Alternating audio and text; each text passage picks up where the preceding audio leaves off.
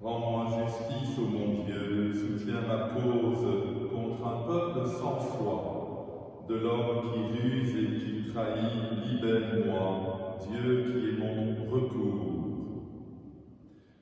Unis à toute notre humanité, qui vit un événement inédit, cette pandémie, unis aussi à toute l'Église, nous nous présentons au Seigneur dans la confiance et l'espérance.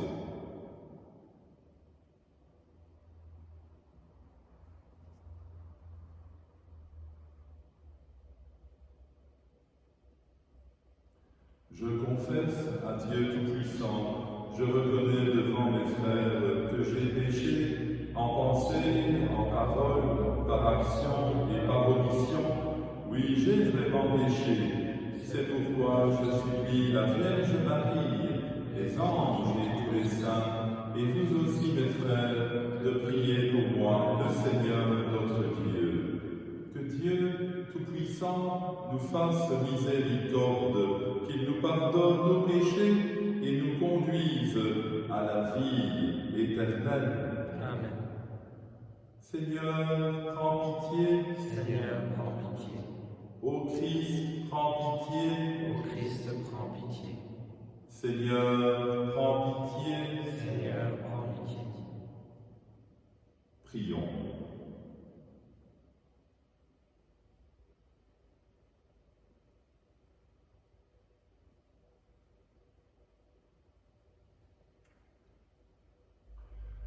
Que ta grâce nous obtienne, Seigneur, d'imiter avec joie la charité du Christ, qui a donné sa vie par amour pour le monde, lui qui vit et règne avec toi dans l'unité de l'Esprit Saint, maintenant et dans tous les siècles des siècles. Amen.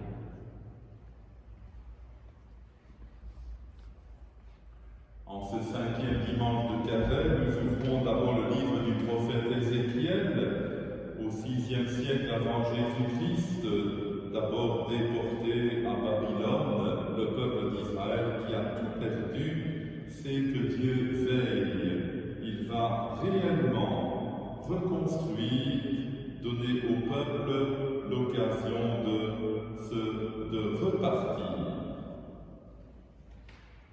Lecture du livre du prophète Ézéchiel. Ainsi parle le Seigneur, Dieu. Je vais ouvrir vos tombeaux, je vous en ferai remonter, ô mon peuple, et je vous ramènerai sur la terre d'Israël. Vous saurez que je suis le Seigneur, quand j'ouvrirai vos tombeaux et vous en ferai remonter, ô mon peuple.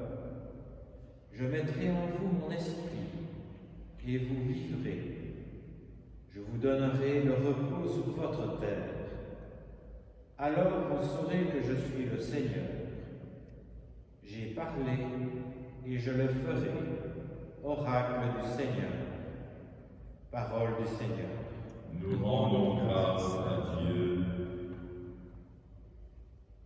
Psaume 129. Près du Seigneur est l'amour, près de lui abonde le rachat. Près du Seigneur est l'amour, près de lui abonde le rachat. Des profondeurs, je crie vers toi, Seigneur. Seigneur, écoute mon appel, que ton oreille se fasse attentive au cri de ma prière. Près du Seigneur est l'amour, Près de lui abonde le rachat. Si tu retiens les fautes, Seigneur, Seigneur, qui subsistera? Mais près de toi se trouve le pardon, pour que l'homme te craigne. Près du Seigneur est l'amour, près de lui abonde le rachat. J'espère le Seigneur de toute mon âme, je l'espère, et j'attends sa parole. Mon âme attend le Seigneur, plus qu'un veilleur ne guette l'aurore. Près du Seigneur est l'amour, près de lui abonde Près du Seigneur est l'amour, près de lui abonde le rachat. C'est lui qui rachètera Israël de toutes ses fautes. Près Le du Seigneur Seigneur est l'amour, près de lui abonde le rachat.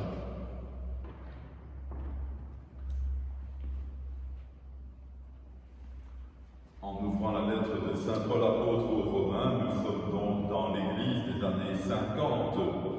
On peut bien penser que cette communauté à Rome, à qui Paul écrit, était aussi divisée. En tout cas, ici, Paul nous fait comprendre comment le Christ et l'effusion de l'Esprit Saint inaugurent une Église, un monde nouveau.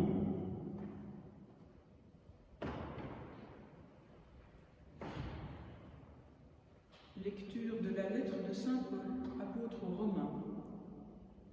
Frères, ceux qui sont sous l'emprise de la chair ne peuvent pas plaire à Dieu. Or vous n'êtes pas sous l'emprise de la chair, mais sous celle de l'Esprit, puisque l'Esprit de Dieu habite en vous. Celui qui n'a pas l'Esprit du Christ ne lui appartient pas. Mais si le Christ est en vous, le corps, il est vrai, reste marqué par la mort à cause du péché. Mais l'Esprit vous fait vivre puisque vous êtes devenus justes. Et si l'Esprit de celui qui a ressuscité Jésus d'entre les morts habite en vous, celui qui a ressuscité Jésus, le Christ d'entre les morts, donnera aussi la vie à vos corps mortels par son Esprit qui habite en vous. Parole du Seigneur. Nous rendons grâce à Dieu.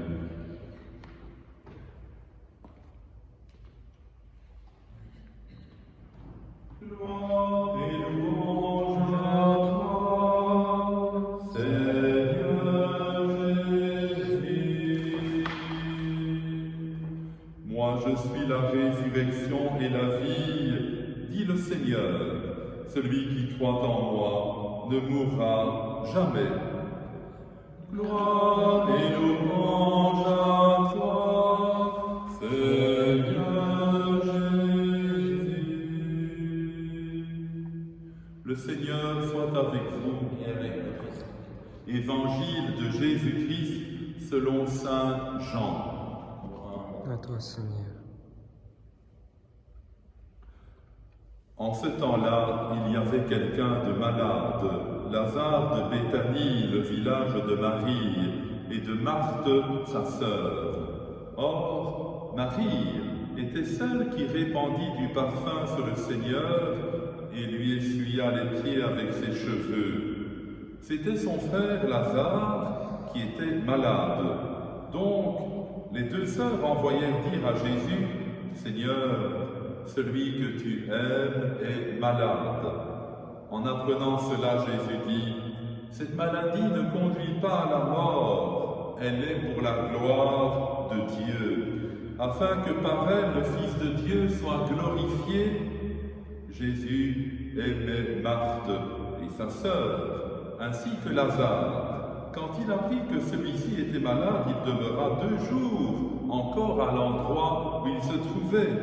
Puis après cela, il dit aux disciples, « Revenons en Judée. » Les disciples lui dirent, « Rabbi, tout récemment, les Juifs là-bas cherchaient à te lapider, et tu y retournes. » Jésus répondit, « N'y a-t-il pas 12 heures dans une journée? Celui qui marche pendant le jour ne trébuche pas, parce qu'il voit la lumière de ce monde.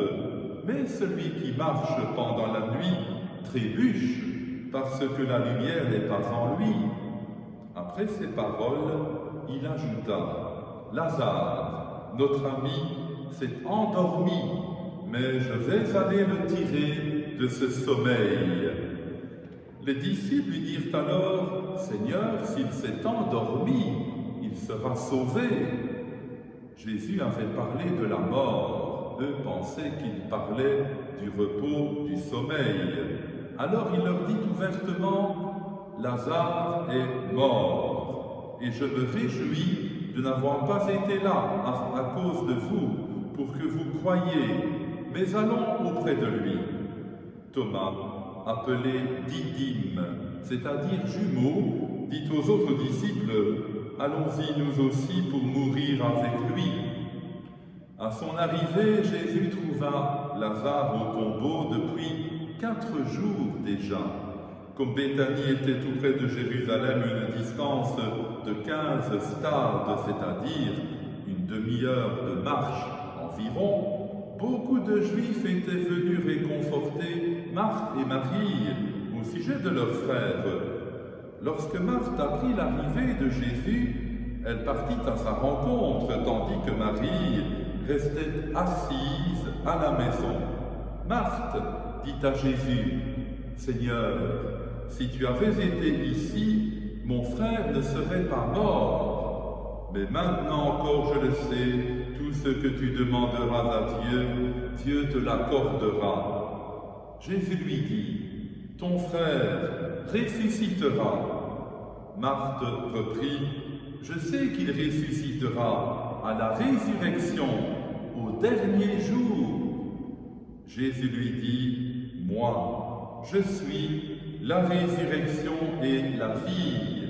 Celui qui croit en moi, même s'il meurt, vivra. Quiconque vit et croit en moi ne mourra jamais. Crois-tu cela? » Elle répondit, « Oui, Seigneur, je le crois. Tu es le Christ, le Fils de Dieu, tu es celui qui vient dans le monde. » Ayant dit cela, elle partit appeler sa sœur Marie et lui dit tout bas, « Le Maître est là, il t'appelle. » Marie, dès qu'elle l'entendit, se leva rapidement et alla rejoindre Jésus. Il n'était pas encore entré dans le village, mais il se trouvait toujours à l'endroit où Marthe l'avait rencontré. Les Juifs qui étaient à la maison avec Marie et la réconfortaient, la voyant se lever et partir si vite, la suivirent. Ils pensaient qu'elle allait au tombeau pour y pleurer. Marie arriva à l'endroit où se trouvait Jésus. Dès qu'elle le vit, elle se jeta à ses pieds et lui dit, « Seigneur, si tu avais été ici, mon frère ne serait pas mort. » Quand il vit qu'elle pleurait et que les Juifs venus avec elle pleuraient aussi, Jésus, en son esprit, fut saisi d'émotion. Il fut bouleversé et demanda, « Où l'avez-vous déposé ?» Ils lui répondirent, « Seigneur, viens et vois. » Alors Jésus se mit à pleurer. Les Juifs disaient, « Voyez comme il l'aimait. » Mais certains d'entre eux dirent, « Lui qui a ouvert les yeux de l'aveugle, ne pouvait-il pas empêcher Lazare de mourir ?» Jésus, repris par l'émotion, arriva au tombeau. C'était une grotte fermée par une pierre. Jésus dit, « Enlevez la pierre. » Marthe, la sœur du défunt, lui dit, « Seigneur, il sent déjà. C'est le 4e jour qu'il est là. » Alors Jésus dit à Marthe, « Ne te l'ai-je pas dit? Si tu crois, tu verras la gloire de Dieu. » On enleva donc la pierre, alors Jésus leva les yeux au ciel et dit, « Père, je te rends grâce parce que tu m'as exaucé. Je le savais bien, moi, que tu m'exauces toujours, mais je le dis à cause de la foule qui m'entoure, afin qu'ils croient que c'est toi qui m'as envoyé. » Après cela, il cria d'une voix forte, « Lazare, viens dehors !» Et le mort sortit, les pieds et les mains liés par des bandelettes, le visage enveloppé d'un suaire. Jésus leur dit, « Déliez-le et laissez-le aller. » Beaucoup de Juifs qui étaient venus auprès de Marie y avaient donc vu ce que Jésus avait fait, crurent en lui. Acclamons la parole de Dieu. Louange à toi, Seigneur Jésus.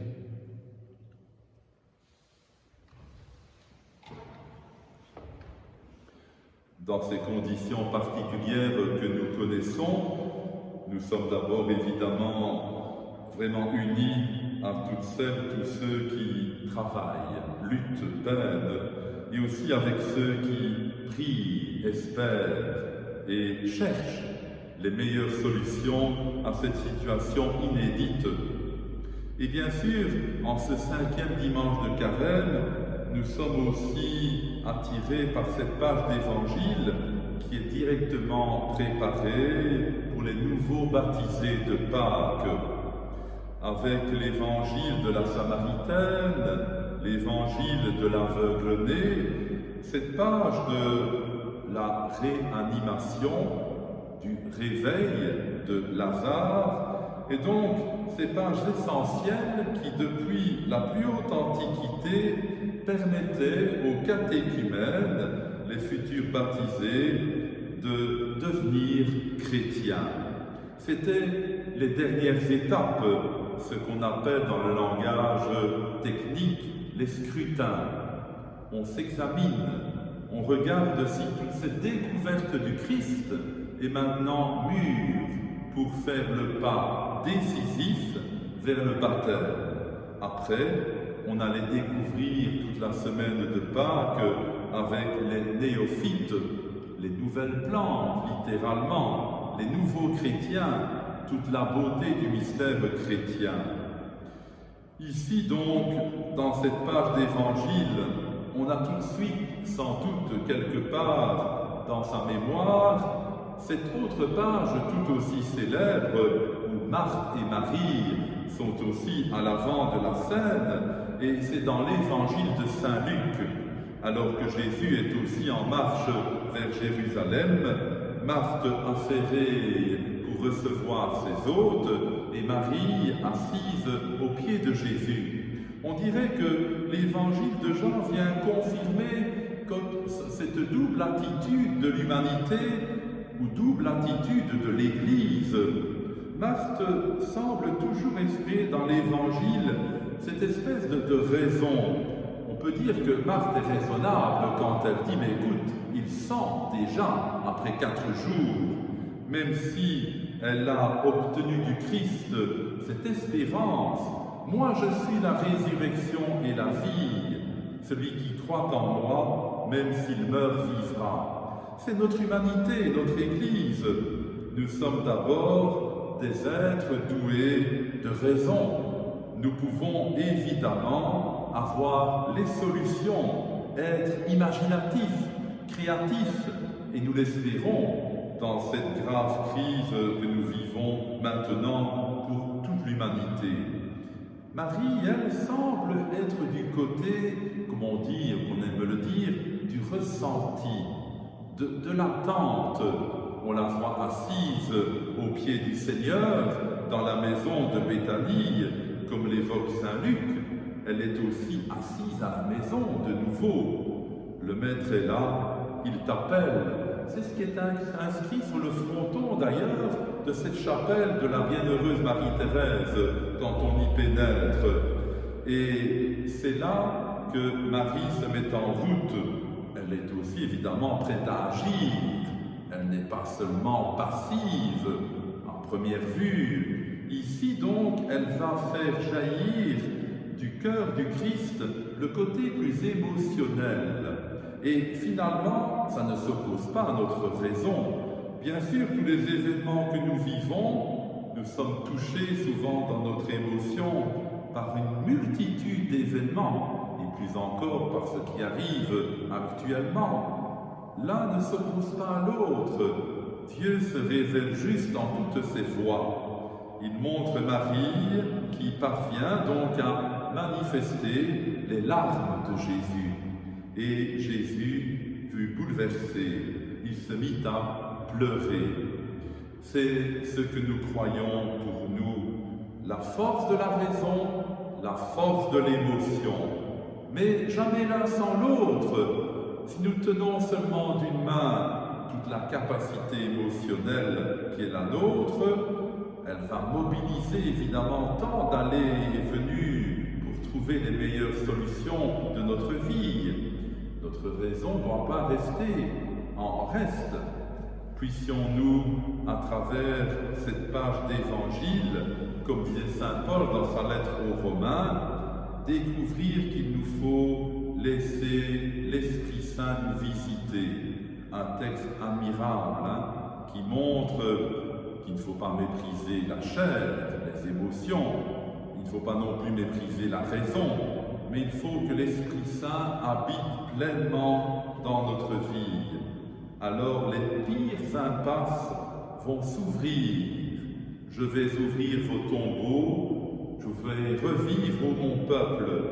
C'est l'espérance et la foi qui nous animent en ce 5e dimanche du Carême.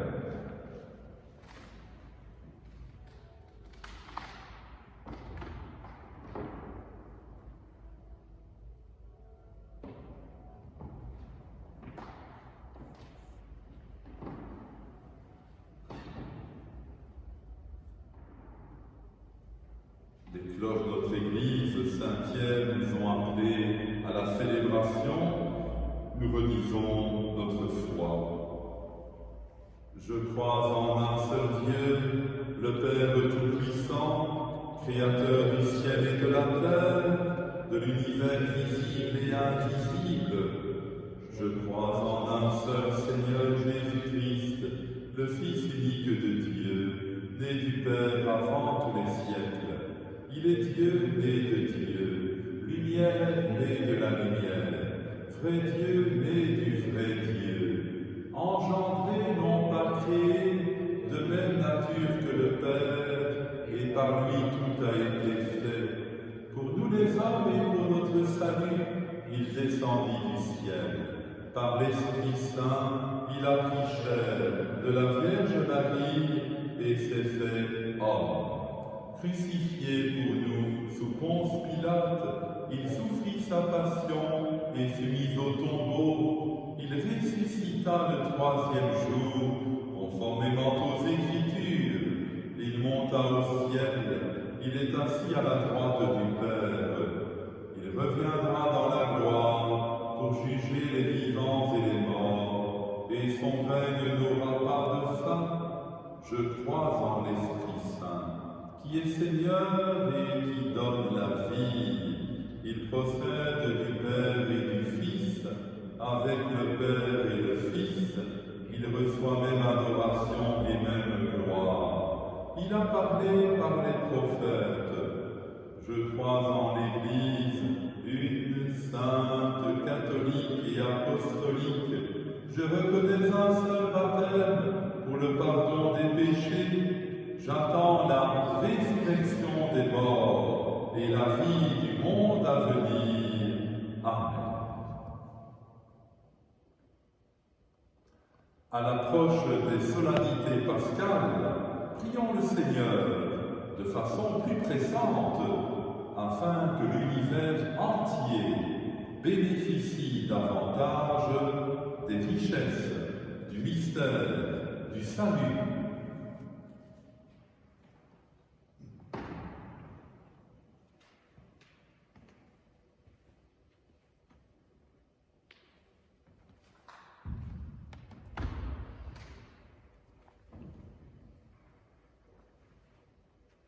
Dans l'espérance que les forces de mort soient vaincues par l'Esprit de celui qui a ressuscité Jésus d'entre les morts, unissons nos prières. Vous n'êtes pas sous l'emprise de la chair, puisque l'Esprit de Dieu habite en vous. En communion avec tous les candidats au baptême et les chrétiens qui préparent les fêtes pascales, pour que nous puissions rendre compte de l'espérance qui est en nous, Seigneur, nous te prions. Seigneur, écoute-nous. Seigneur, exauce-nous. Seigneur, celui que tu aimes est malade. En communion avec tous les souffrants, membres de nos familles et nos communautés, victimes de guerre et la pandémie que nous connaissons, migrants menacés ou rejetés, Seigneur, nous te prions. Seigneur, écoute-nous.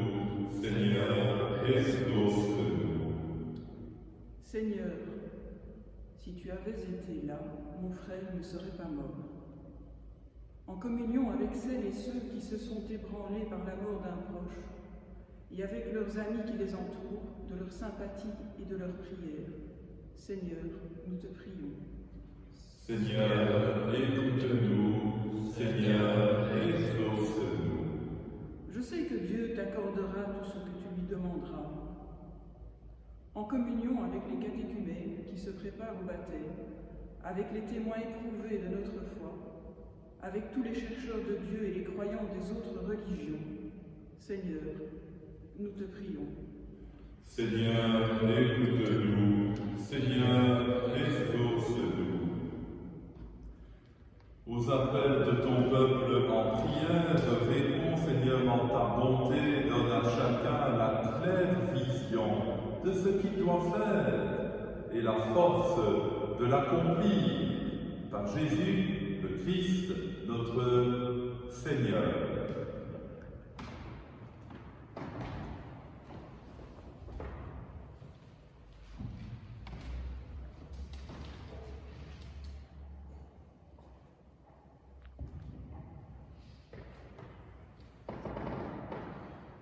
Tu es béni, Dieu de l'univers, toi qui nous donnes ce pain, fruit de la terre et du travail des hommes. Nous te le présentons, il deviendra le pain de la vie. Béni soit Dieu maintenant et toujours.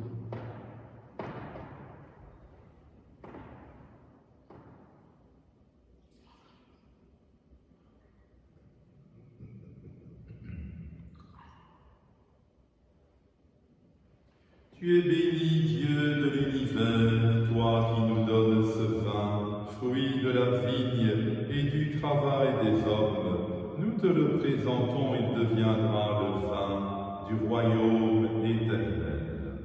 Béni soit Dieu maintenant et toujours.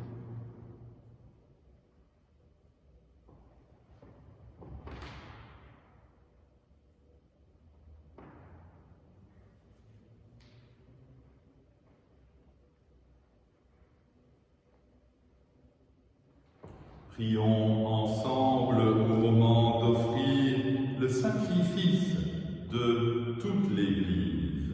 Pour la gloire de Dieu et le salut du monde.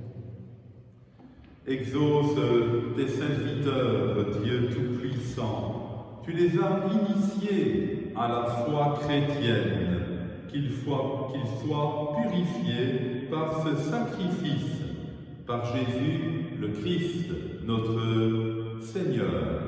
Amen. Le Seigneur soit avec vous. Et avec votre esprit. Élevons notre cœur.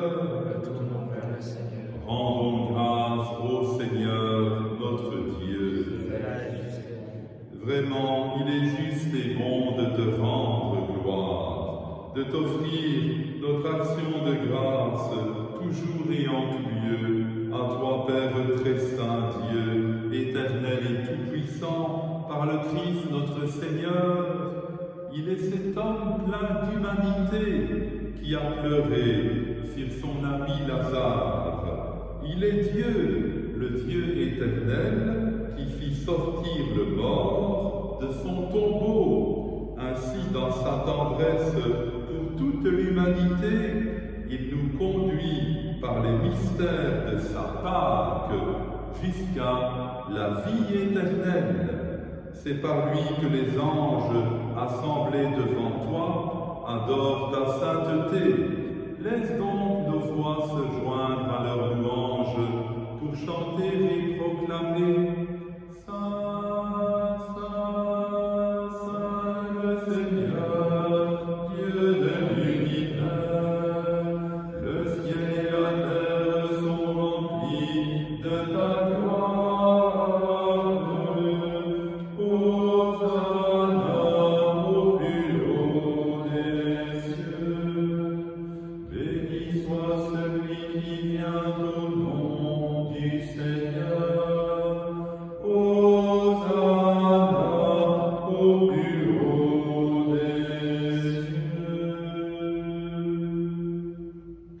Toi qui fais depuis les origines ce qui est bon pour l'humanité, afin de la rendre sainte comme toi-même es saint. Regarde ton peuple ici rassemblé et mets à l'œuvre la puissance de ton esprit, que ces offrandes deviennent pour nous le corps et le sang de ton Fils bien-aimé, Jésus, le Christ, en qui nous sommes tes fils et tes filles. Nous qui étions perdus, incapables de nous rapprocher de toi, tu nous as aimés du plus grand amour. Ton Fils, le seul juste, fut livré entre nos mains et cloué sur une croix. Mais avant que ses bras étendus dessinent entre ciel et terre le signe ineffaçable de ton alliance, il voulut célébrer la Pâque au milieu de ses disciples. Comme il était à table, il prit le pain.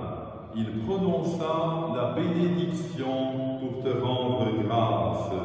Puis il le rompit et le donna aux siens en leur disant : Prenez et mangez-en tous. Ceci est mon corps livré pour vous.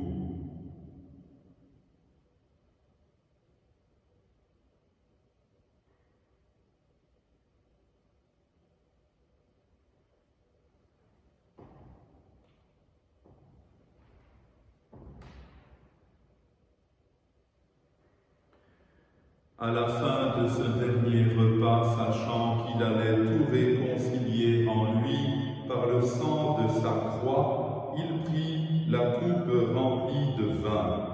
Il te rendit grâce encore et la fit passer à ses amis en leur disant : Prenez et buvez-en tous, car ceci est la coupe de mon sang, le sang de l'alliance nouvelle et éternelle, qui sera versé pour vous et pour la multitude en rémission des péchés. Vous ferez cela en mémoire de moi.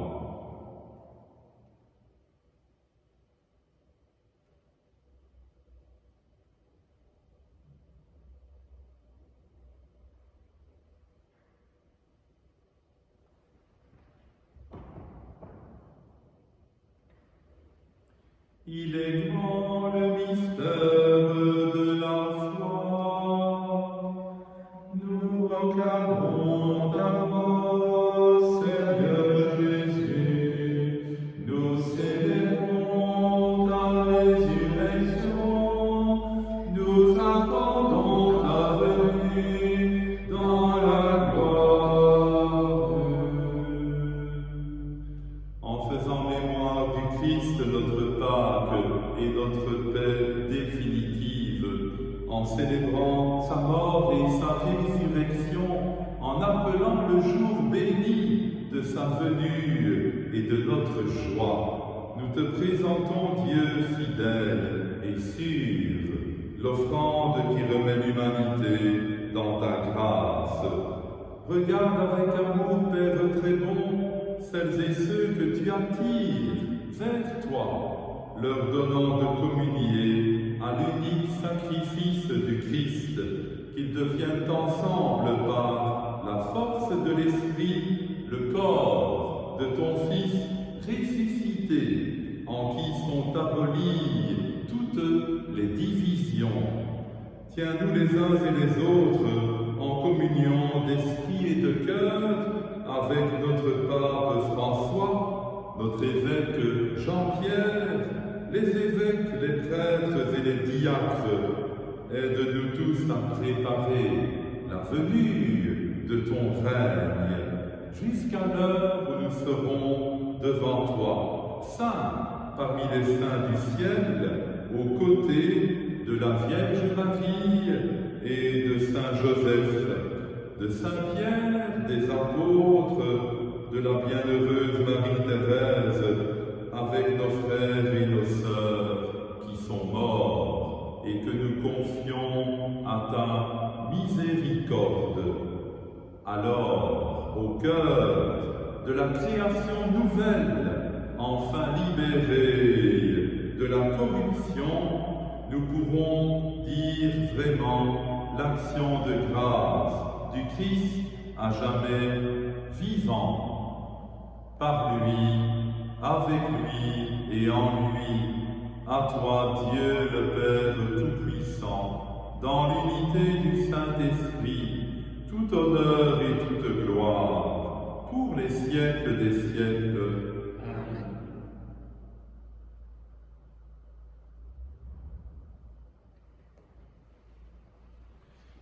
Unis dans le même esprit, nous pouvons dire avec confiance la prière que nous avons reçue du Sauveur. Notre Père qui es aux cieux, que ton nom soit sanctifié, que ton règne vienne, que ta volonté soit faite sur la terre comme au ciel. Donne-nous aujourd'hui notre pain de ce jour. Pardonne-nous nos offenses, comme nous pardonnons aussi à ceux qui nous ont offensés, et ne nous laisse pas entrer en tentation, mais délivre-nous du mal. Délivre-nous de tout mal, Seigneur, et donne la paix à notre temps, par ta miséricorde.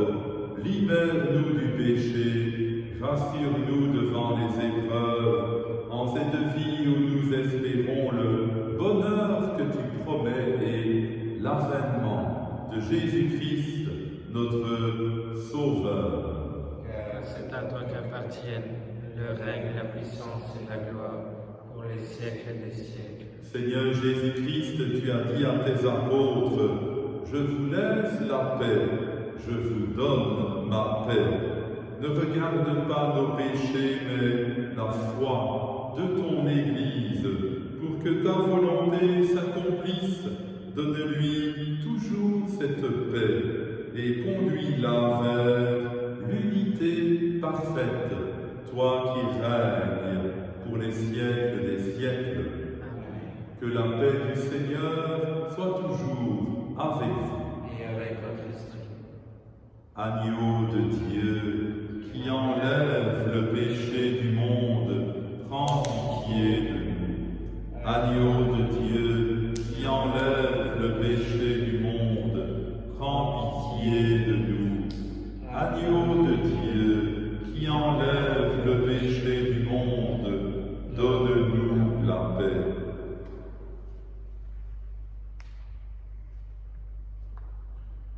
Heureux les invités au repas du Seigneur.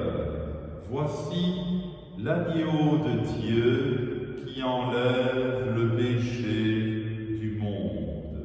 Seigneur, je ne suis pas digne de te recevoir, mais dis seulement une parole et je serai guéri. Nous venons à toi, nous t'offrons nos vies, que nos cœurs s'unissent à ta croix, par ce dont tu nous guéris. Humblement nous venons à toi, nous t'offrons. Tout homme qui vit et croit en moi, dit le Seigneur, ne mourra jamais. Par ce dont tu nous guéris. Voici offert ce pain, ce vin, transforme les dieux d'amour. Unissons nos prières. Accorde-nous, Dieu Tout-Puissant, d'être toujours comptés parmi les membres du Christ, nous qui communions à son corps et à son sang, lui qui vit et règne avec toi dans l'unité de l'Esprit Saint, maintenant et dans tous les siècles des siècles. Amen. Le Seigneur soit avec vous. Et avec votre esprit. Que Dieu Tout-Puissant vous bénisse, le Père, le Fils et le Saint-Esprit. Amen. Allez dans la paix du Christ. Nous rendons grâce à Dieu.